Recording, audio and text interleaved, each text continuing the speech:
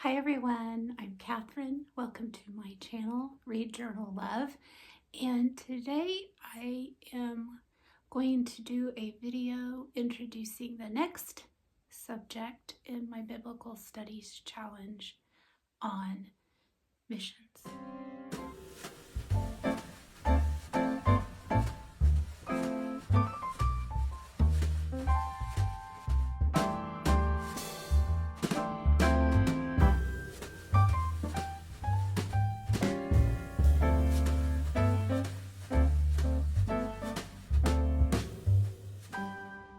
Growing up, I was a member of a Baptist church, and it was the 70s and the 80s.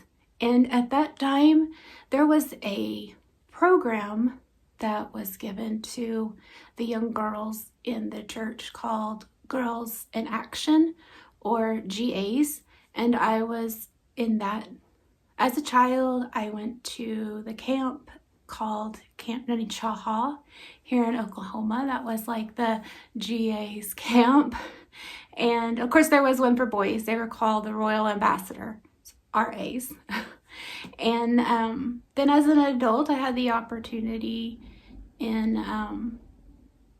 the 2000s to help and be a teacher in the GA's class. And so that was really fun.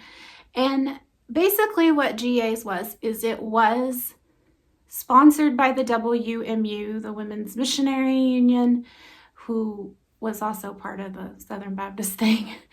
And it was about missions. So I grew up knowing a lot about missions, the importance of missions, here in our own country and in the internationals with the International Mission Board.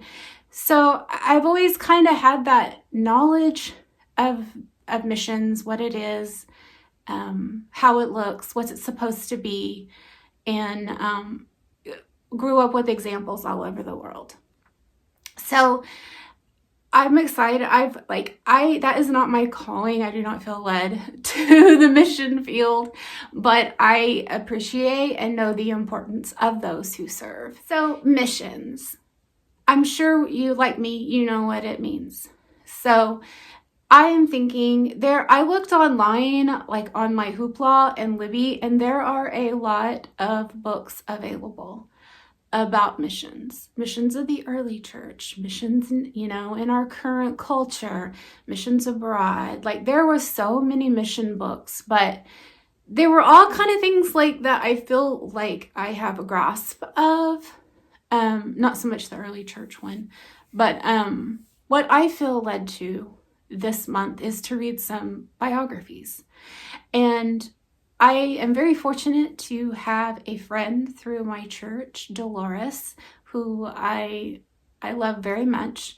She has served as a volunteer in the missions field and servicing those who are going abroad and in their time of training. And so she's had some knowledge and learned a lot. And I said, okay, what would you recommend? So she sent me some books that she would recommend, and then she lent me one, and then she bought me one. So that's what I plan on doing this month, is I plan on reading 2 biographies. And then right now in my Bible time, I am reading the book of Acts, which is a lot of missions, right? I mean, this is when it's getting going, right? And so we got Paul and everybody going out. And so that was kind of like, well, you know what? I think I want to read again the Paul's epistles. I know I just read them a few months ago, but I was like, let me read Paul's epistles again, because those are like letters as a missionary. He was a missionary and he's writing letters. And so I thought, that's what I want to do for my Bible time, is I want to read through all Paul's epistles again in the month of March. And then I want to read 2 biographies for my missions subject. And I would be really excited to know what you plan on doing. Please leave me a comment. And So that's what I'm going to do for missions. The books that I have that we were shown to me by Dolores. The first one I picked of the ones she sent because she is a doctor, a surgeon. And, that appeals to me as far as my profession and my interests go. So I was like, check. And then it's in India, which was not really highlighted a lot when I was in GAs. I was like, I don't ever remember hearing much about India. So I am going to reread Rebecca and Naylor, MD, Missionary Surgeon in Changing Times. And it was from Camille Lee Hornbeck. And Dolores said she's still alive and she's still working and serving. And she knows her, she's met her at the events that she went to and when she was serving. So I just think this will be so interesting. The back says, what one life intertwined with serving God and love of the people of India can do. So I just think that's going to be so good. Sorry for the glare. And then she asked if I had ever read this book, and I said, no, but I know of the lady, and I know a lot of other people have read this book and enjoyed it. And she was like, well, I think you need to read it. So then she bought me this one, Becoming Elizabeth Elliot. And it is a biography by Ellen Vaughn with a foreword by Joni Eareckson Tada. And so this will be really good. I do admire her. I've never really read a biography about her. I just know, from growing up and learning about her and her husband and their story. And so that'll be very good, Becoming Elizabeth Elliot. So reading Paul's epistles and reading these two books are my plan for missions. And then for prayer, I had a really good month for studying and kind of practicing more intentionally prayer. And I thought it was really neat how the first month was hermeneutics and the second was prayer. And both of those are basically kind of communicating with God.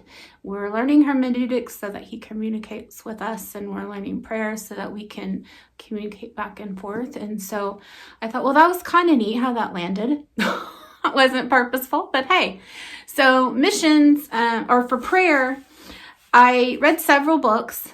I'm going to put a picture up here, but I think this was probably my favorite. And this is by E.M. Bounds. And had never read, I know about him, but I haven't really read anything by him. But I really, really, really, really, really, really liked this one.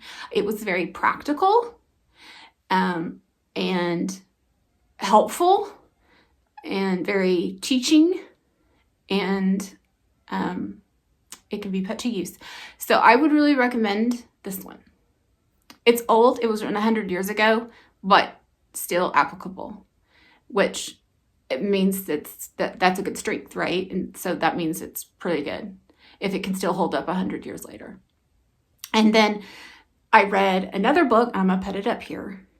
And it's like Praying Like Monks, and which I was like, okay, I want to know that because I do kind of have an interest in monks. I don't know why, but I just think it's that the devoteness of them, and just the mindset and surrendering, and I just admire that in them. In that, so, anyways, another story. But this one, I don't know. I thought there was kind of, it's like what I'm finding with a lot of like Christian books. Sometimes it's a little more fluff, self-help, personal story. And that's kind of what I got from this. And then I read The Prayers of Jane Austen. This is my second favorite of the books on prayer I read this month. And I loved it. I loved her prayers, learning about her prayer life. I love all the art in it. I mean, it's just really, and it's small, and I'm going to leave it sitting by my bed.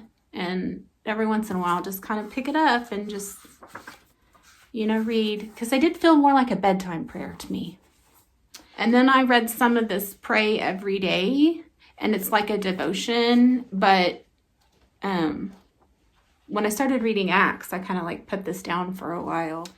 So that's what I did for prayer. And so what am I going to read the rest for my fun reading? I am going to read the March part of the Nature Notes of an Edwardian Lady, which I'm just so much enjoying this. And then I'm going to read some more on my Wings book, In the Shadow of His Wings. And it's just kind of like a devotion, little short reading about birds. And then, of course, I'm going to read my next in the Anne series, Anne of the Island. Very much looking forward to that. I do want to read The Wind in the Willows. And then I'm going ahead and, because Linda had made this idea to go ahead and start on a Christian history and read a little bit every month. So I've started on that, and I'm going to read a couple more chapters of this. And so with my Bible reading, I think that's about all I can handle. So again, for missions, I'm going to read Paul's epistles and these 2 books. So let me know what you plan on doing for missions. And thank you so much for going along through this with me. And I hope that it has been a blessing to you too.